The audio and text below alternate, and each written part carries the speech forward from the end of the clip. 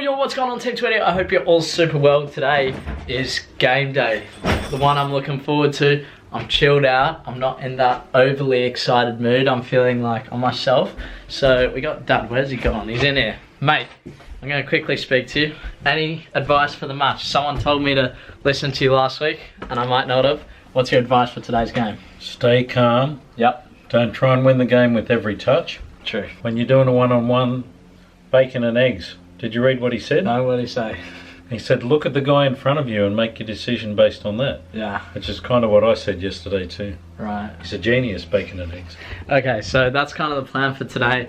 I need to focus, I need to be ready for this match. But like I say, I like to go into these games feeling just calm and chilled, not taking it super serious, because that's just not me. Some guys have to be super serious. For me, it's like I gotta go there in the warm-up, I gotta be making a few jokes, I gotta chill out with the guys, just everything. I need to be myself, and it's the same for you guys. We're heading off to the match now. We will have game footage again. But yeah, heading there now. I don't know if I'm starting. I have no idea. Thursday's training. I was on the wing for the whole session, the whole 40 minutes, whereas other players got shifted about. That could mean something. It could mean nothing at all. When it comes to game day, the coach makes his decisions. So let's head off to the match. I've just arrived at the ground. You guys probably can't see because it's so bright out there. There you can see a little bit. We're playing over on the far field there. But today, I think I'm going to whip out the Neymar Jordans. The reason I haven't been wearing them is because they're starting to break a little bit and dirt gets like underneath the boot, if that makes sense. So I'll wear them in the warm-up, and if they're all right for that, then I'll wear them during the match. It's just the normal Neymars haven't been doing it for me, and I've been missing my Neymar Jordans. As you guys know, they're my favorite boot. I need to feel good when I'm playing, and I'm just missing them, man. But I really do need to get those World Cup edition boots. They're like all-time favorite. So let's get to this game. Be calm, be myself.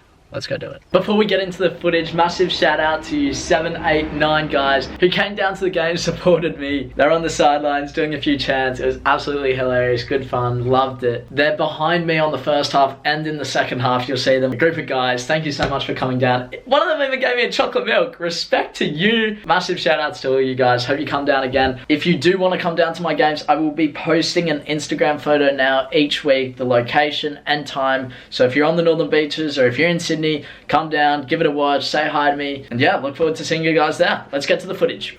Yo, welcome to the commentary section of this video. Getting right into it, Paul Little first involvement. If that ball went over the top, we'd be saying Sheldon, great. I get a shot on goal, it's okay. It's not the end of the world, it's a start to the match. And I think you can have great games, you can have poor games, but in your great games, you're still going to have things you can work on if you're true to yourself. Here I check in, and I see my midfield has the ball, and I just make the run forward. I know I'm faster than this guy, and I don't trust this field. I was going to take a shot. Obviously that guy's there, and that was the right decision to pass it across the goal. But I just don't trust this field. You guys can see it's very bouncy. You're going to see in a couple clips. I just missed the ball on that one. That was completely my fault. But I think I try to be real with myself as much as possible and not blame or make excuses when possible. But what I want to discuss with you guys a little bit is, when does a fact become an excuse? So the fact is, some people have commented it, these fields are not good.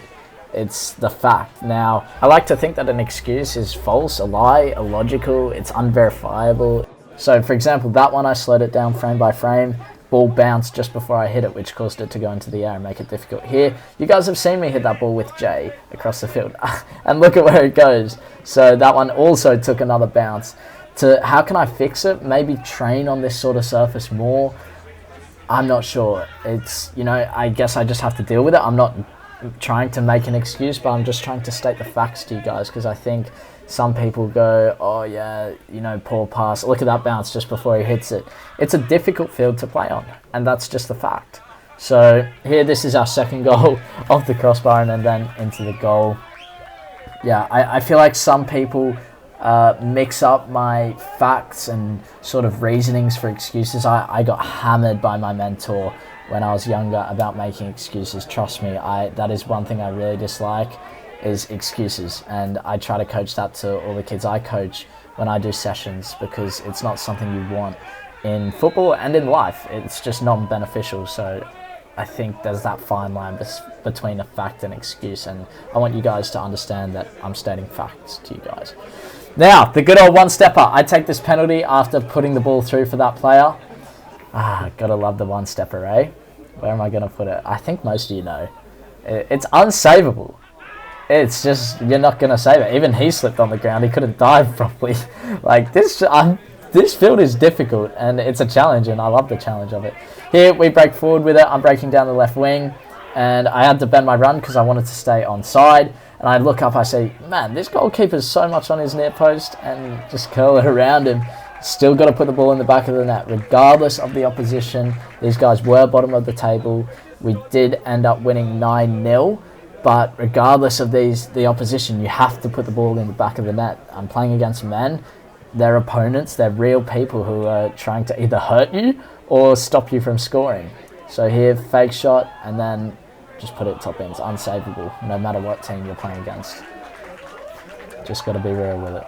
And yeah, that was like the quickest hat-trick I've ever scored. I think Dad said it was in 4 or 5 minutes. Whatever's in the title, you guys will see. But yeah, I couldn't believe it. I thought it was like 15 minutes, maybe longer.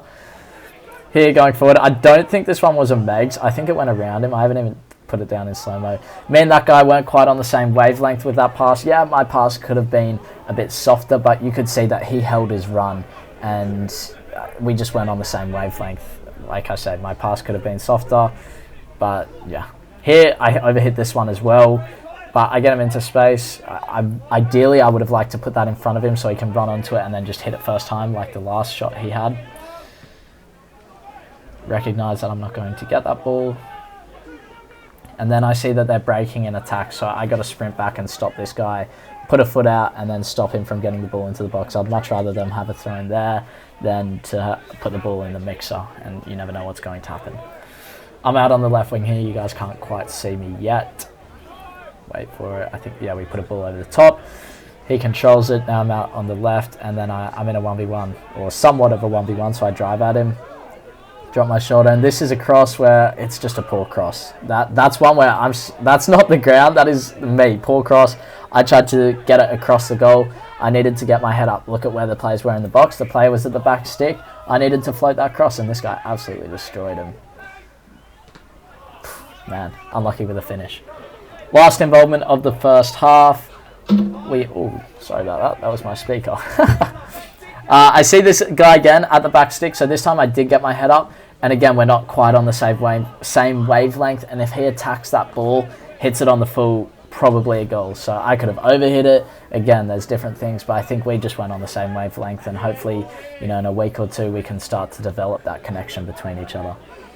Here, hold on to the ball until that centre-back commits himself to give this player more time so that he's freed up for the shot. That's one of the things I love doing. Holding on to the ball, attracting players, and then releasing it. There's no point releasing it when the player's already got a man on him.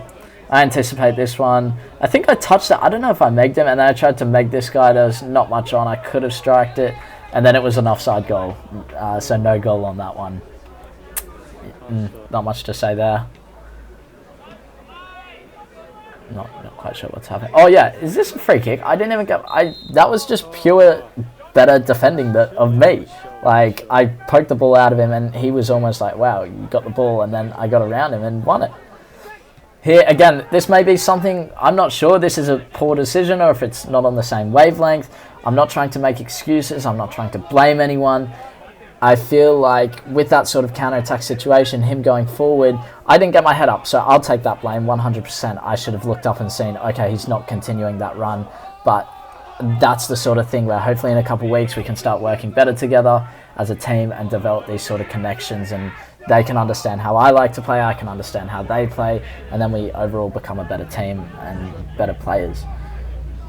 Just winning the ball back there, or at least helping. So yeah, not blaming anyone, not making excuses.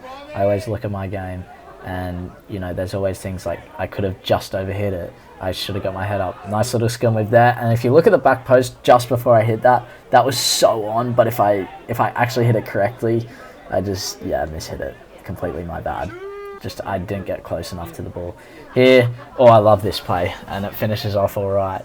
Here, dribble forward, hold on to the ball. Now my winger is free. He can go forward. And I'm continuing the play. This is the sort of thing. With a counter-attack, if you're going forward, you want to sprint forward. So this is the sort of thing, the same wavelength. And then I hit that with the outside of my right. And you could see, some people will say hit it on your left. Go back, watch it again. My run curved and I was too far over. So it was, I had to hit it with my right foot. And I should have toe punted it, but I just didn't come to mind. Have a look at that for a bobble. Like, I'm just passing it to him and he deals with it well. So respect to him for that. But man, this pitch is difficult, I'll tell you that. Here, chest it, and I see nothing's on really forward. And this is good. I'm just relaxing on the ball, playing it out, and then making my run to create space for him to then go inside again. But much better this week, I think. Obviously, mistakes. They're still there. They're always going to be. You know, watch the Champions League final. Watch Ronaldo. Watch his mistakes. Don't think I'm comparing myself with Ronaldo, but we all make mistakes in football. This is much better. Much, much better than last week.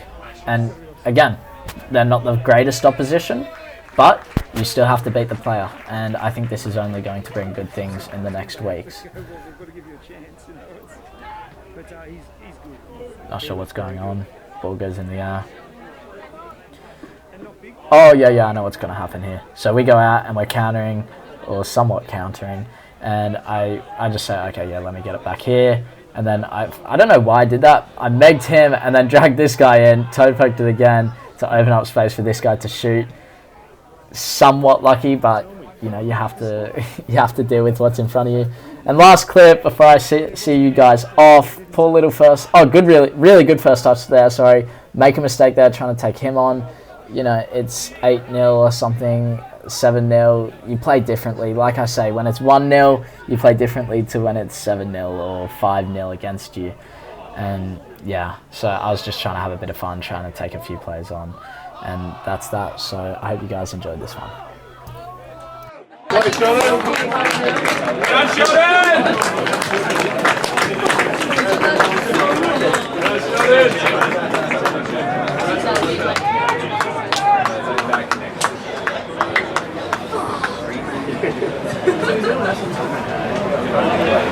Back next.